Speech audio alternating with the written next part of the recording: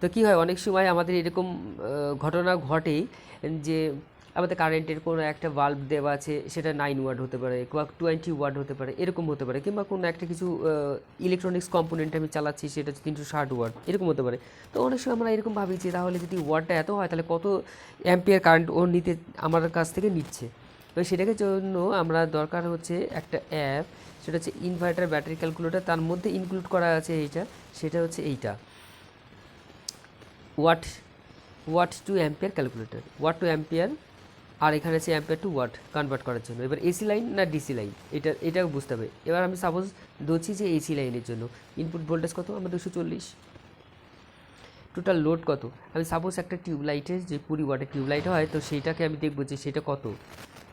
তো এখানটা 20 ওয়াট দিলাম। পাওয়ার ফ্যাক্টর 1 ধরেই কাজ করছি আমরা।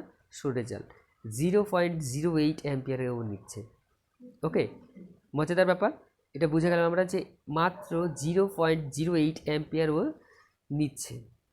আর আমি ধরলাম যে 360 ওয়ার্ডের কোন একটা কিছু আমি চালাচ্ছি, 360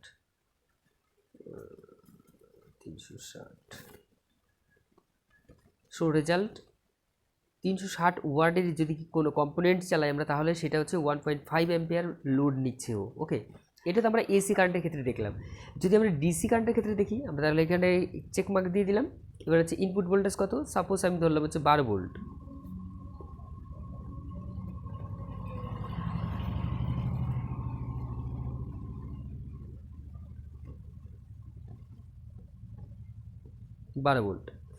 টোটাল লোড কত আছে, দেখা গেল সেটা হচ্ছে আমার 20। Total load 20 ampere load. এখানটা বলা আছে টোটাল লোড ইন অ্যাম্পিয়ার, কত অ্যাম্পিয়ার। রেজাল্ট আছে 240 ওয়াট।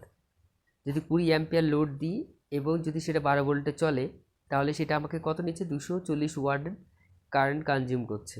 ওকে, বোঝা গেছে নিশ্চয়ই, খুব মজাদার একটা জিনিস। অবশ্যই নিজে জানো এবং অপরজনকে শেয়ার করে দাও জানার জন্য। দেখা হচ্ছে নতুন ভিডিওতে। Good bye.